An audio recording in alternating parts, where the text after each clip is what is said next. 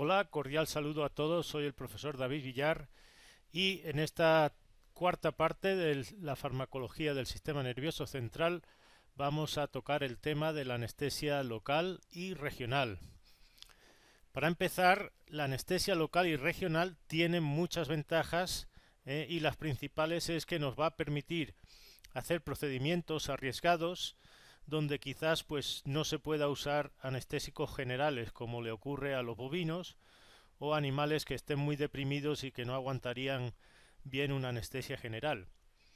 En bovinos, por una parte, el decúbito prolongado conlleva muchos riesgos y como decíamos anteriormente, los rumiantes en general son malos candidatos a la anestesia general por el riesgo tan grande de meteorismo y que haya broncoaspiración del material que constantemente se está regurgitando. Otra ventaja del uso de la anestesia local y regional es que reduce mucho la dosis de anestésico general que se necesita y con ello pues se minimiza mucho el riesgo principal que tiene la anestesia general, sobre todo desde el punto de vista de la depresión cardiorrespiratoria. Además, como tienen ahí, también provee analgesia que dura incluso después de la recuperación de una anestesia. Como ven en esta diapositiva, los anestésicos locales se clasifican en dos grupos grandes en base a que tengan un enlace éster o amida que esté uniendo la parte hidrofóbica de la molécula con la hidrofílica. Como ven ahí, la parte hidrofílica normalmente es una amina terciaria como la dietilamina, que ahí tienen representada, mientras que la parte hidrofóbica, es decir, la más lipofílica, pues suele ser un anillo aromático y ahí tienen representado pues el ácido paraminobenzoico. A modo de anécdota, para que sepan si se pertenece a un grupo u otro, si ven que existe una I latina antes de la terminación caína, normalmente se trata de una amida. Si hablamos del mecanismo de acción, pues consiste en bloquear la conducción nerviosa al impedir la entrada de sodio a través de los canales de sodio voltaje dependiente. Ahí tienen una representación esquemática de un canal de sodio voltaje dependiente y como ven, la forma neutra del fármaco es la que penetra desde fuera a través de la membrana hacia el interior y una vez dentro es la forma ionizada del fármaco es decir, la que está cargada con el protón, la que se introduce en medio del canal y lo bloquea. Si hablamos de cuáles son los factores que afectan a la rapidez, a la intensidad y a la duración del bloqueo, tenemos que empezar hablando sobre el pK de la sustancia. Cuanto más bajo es, significa que hay más fracción de moléculas en la forma no ionizada, es decir, la neutra, y esa es la que va a atravesar rápidamente las membranas y normalmente pues implica que la acción ocurra más rápido. Por otra parte, vean que está también el pH del medio. Cuando existe una acidosis, que normalmente ocurre cuando hay una infección, y si vemos por ejemplo presencia de pus en los tejidos, pues entonces la fracción de moléculas ionizadas, es decir, la cargada positivamente, es mayor y eso implica que penetran peor y eso obviamente pues puede hacer que la calidad de la anestesia local sea peor en los sitios que existe una inflamación o una infección. Como ven, otro factor es la unión a las proteínas plasmáticas que va a prolongar la duración de acción. Por otra parte, el grupo al que pertenecen también afecta la duración de acción. Vean que los que son ésteres se hidrolizan muy rápidamente en el plasma y en el hígado, mientras que los que tienen un enlace amida pues tienen una vida media mucho más larga de varias horas en vez de minutos. Por último tenemos el tipo de fibras. Por lo general, si las fibras son más delgadas se bloquean más fácilmente que las gruesas. Ahí tienen por ejemplo las autonómicas, las beta y la C, las pequeñas no mielinizadas, la fibra C, las pequeñas mielinizadas, todas esas se van a bloquear más fácil que las más gruesas, como por ejemplo la alfa y la beta. La consecuencia de esto es bien importante porque se puede lograr un bloqueo diferencial en que están anuladas las fibras más pequeñas, que llevan la información dolorosa y autonómica, sin que se afecten las que llevan la información motora y la del tacto. Con respecto a los riesgos de la anestesia local, de todo lo más importante que deben de acordarse es que no se puede introducir accidentalmente en una vena o un vaso, porque se podría causar arritmias letales en un animal. Entonces siempre asegúrense que antes de introducirlo aspiren el émbolo de la jeringa y se aseguren de que no estamos en un vaso sanguíneo. Si se acuerdan, cuando hablamos de los 3 fármacos que uno debería de tener a mano en casos de emergencia cuando hacemos una anestesia general, hablábamos de la lidocaína como uno de ellos, y los otros 2 eran la atropina y la epinefrina. Y la razón estriba en que pequeñas dosis de lidocaína sirven para tratar taquiarritmias ventriculares. Esto ya se verá en más detalle cuando se hable en el módulo del corazón, porque se usa como antiarrítmico.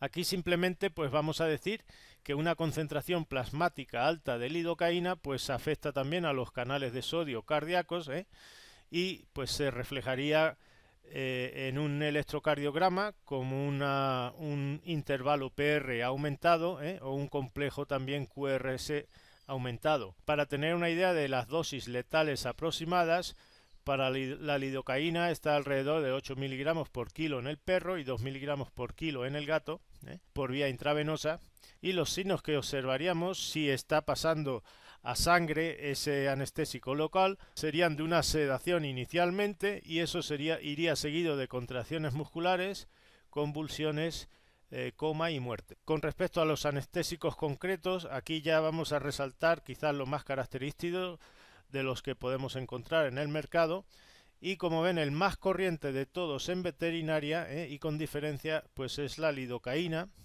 que viene, como ahí tienen, en una gran variedad de presentaciones. Está en cremas, soluciones, spray, geles, de forma inyectable con o sin epinefrina, y la duración del efecto es de alrededor de 1 o 2 horas. Obviamente si lleva epinefrina pues la duración va a ser mayor porque se produce una vasoconstricción, llega menos sangre y está presente en el sitio donde la hemos inyectado durante más tiempo. La bupivacaína quizás es el segundo que se usa en mayor medida, y tiene la característica de que es el de mayor duración de todos.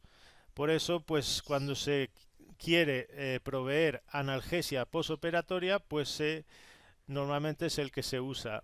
El siguiente es la mepivacaína, y este es el más usado en caballos porque no causa la irritación y el hinchazón en el sitio de inyección que causan los demás. Y a continuación ahí tienen otros que apenas se usan. Tenemos la prilocaína, como ven produce una metahemoglobinemia, dosis dependiente. Tenemos la proparacaína, este se usa para los ojos, para anestesiar la córnea. Tiene una acción en 1 minuto y dura de 15 a 30 minutos su acción. Y por último pues hay otros 2, la procaína ya prácticamente no se usa porque tiene una acción muy lenta y no se difunde bien en los tejidos, y la cocaína se podría considerar como un excelente anestésico local, si no fuera pues por los efectos aditivos que tiene en personas. Y como tienen ahí, es el único que produce vasoconstricción. Cuando hablamos de anestesia epidural o espinal, nos estamos refiriendo a la inyección del anestésico local alrededor de la médula espinal. Lo normal es hacerlo en el espacio epidural, como ven ahí en esa imagen, sin penetrar las meninges para así evitar pues pinchar la médula. Los que más se usan son la lidocaína y la bupivacaína, como decíamos anteriormente, que se pueden combinar con opiáceos como la morfina o con alfa-adrenérgicos como la silacina, como veremos a continuación, y por lo general la inyección se hace normalmente en regiones caudales del animal, y como ven en esa tabla, para el vacuno la inyección que se suele hacer en la región coccigia nos va a permitir hacer procedimientos como castraciones, prolapsos vaginales y de útero, fetotomías y cesáreas. Según la dosis que apliquemos, diremos que hacemos bien una anestesia caudal baja, en que no se afectan las piernas traseras y el animal pues sigue manteniéndose en pie, y decimos que si es una anestesia caudal alta, ahí afectamos ya los nervios más craneales, que sí se van a bloquear pues la región abdominal de los flancos y aparte también los miembros traseros, con lo que el animal pues se va a tumbar. Les debo recordar que los nervios espinales también llevan la inervación del sistema nervioso autónomo, que es responsable de mantener la presión sanguínea en los vasos esplánicos. Ese bloqueo con anestesia caudal alta, pues va a producir hipotensión en la área de las vísceras abdominales, y por eso pues es importante tener al animal con fluidos intravenosos para contrarrestar el efecto hipotensor. ¿De qué cosas va a depender el área que se va a bloquear cuando hacemos una anestesia epidural? Pues obviamente la primera sería del sitio donde hagamos la inyección. No es lo mismo que la hagamos en la región lumbosacra que la hagamos más atrás en las vértebras coxígeas. Por otra parte, la dosis inyectada, porque acuérdense que el fármaco se puede difundir hacia adelante o hacia atrás en el canal espinal. Y también habría que considerar la posición del animal, porque por gravedad pues se van a afectar las zonas sobre la que esté el animal descansando, más que las zonas más elevadas del animal. En realidad, en pequeños animales el que se produzca parálisis motora de los miembros traseros pues no es un problema como lo es en los bovinos. Como ven en esta diapositiva, en perros y gatos el sitio de inyección está en la unión lumbosacra, entre la vértebra L7 y la primera vértebra sacra, la S1. Y como ven ahí, la médula espinal termina precisamente en el perro, ahí en la L7, por lo que hay poco riesgo de pincharla. Por contra, en gatos y en bovinos termina más atrás, alrededor de la tercera vértebra sacra. Y por eso pues es más peligroso pinchar ahí, porque podemos dañar accidentalmente la médula. No voy a entrar en detalles aquí de cómo localizar el sitio exacto y el procedimiento de la técnica, pero obviamente pues debe de ser realizado de forma estéril y hay que tener cierta experiencia y destreza para saber dónde estamos pinchando. En perros y gatos esto sería especialmente indicado cuando vayamos a hacer procedimientos muy dolorosos, en general todas las ortopedias de los miembros posteriores, y como ven ahí se aplicaría una combinación de morfina con bupivacaína. Para bovinos el sitio de inyección es entre la primera y la segunda vértebra coxígea, como ven en esa imagen, y ese punto pues se localiza levantando la cola como si fuese una manivela, y coincidiría precisamente con la zona más declive entre la grupa y la cola, como ven ahí en esa imagen. Podemos hacer lo que se llama una anestesia caudal baja, que básicamente no va a causar parálisis de los miembros posteriores y la vaca se quedaría de pie. Y en este caso pues solo inyectamos entre 5 y 10 mililitros de lidocaína con o sin silacina, si queremos prolongar el efecto y obtener algo de sedación en el animal. O bien podemos hacer una anestesia caudal alta. Básicamente lo que hacemos es dar una mayor dosis, entre 100 y 150 mililitros de la misma solución de lidocaína, y al ser más volumen pues va a llegar más cranealmente en el canal espinal, y pues se van a afectar los nervios que cubren los miembros posteriores, los flancos abdominales y la ubre. Aquí se produce obviamente una parálisis motora posterior y el animal pues se va a tumbar. Como se van a afectar los nervios esplánicos del sistema nervioso autónomo, es importante administrar fluidos intravenosos para contrarrestar la hipotensión en las vísceras abdominales. Por último, cuando hablamos de anestesia regional nos referimos al bloqueo de nervios específicos de una área concreta. El ejemplo que quiero ponerles es el del bloqueo paravertebral, porque este va a ser importantísimo en vacas si queremos hacer una cesárea con el animal en pie, o una ruminotomía, o una corrección de un bulbo, o simplemente una laparotomía, y no queremos que la vaca se tumbe. Como su propio nombre indica, la anestesia paravertebral consiste en la inyección en torno a los nervios conforme estos emergen del canal vertebral. Y los que nos interesan bloquear en vacas pues son los lumbares que inervan los flancos abdominales, obviamente. Como ven ahí en esa imagen, las agujas se pueden insertar bien por encima y por debajo de los procesos transversos de las vértebras, o se puede hacer dorsalmente para que cubra tanto la raíz dorsal como la ventral del nervio.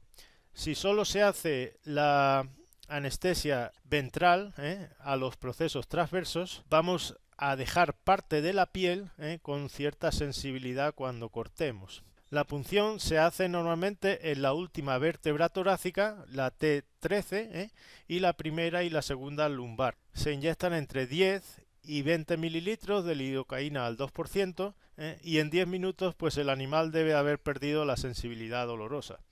Como ven ahí en la imagen de la derecha, al relajarse la musculatura paravertebral del lado anestesiado, pues se produce una escoliosis de la columna cuando miramos al animal por detrás.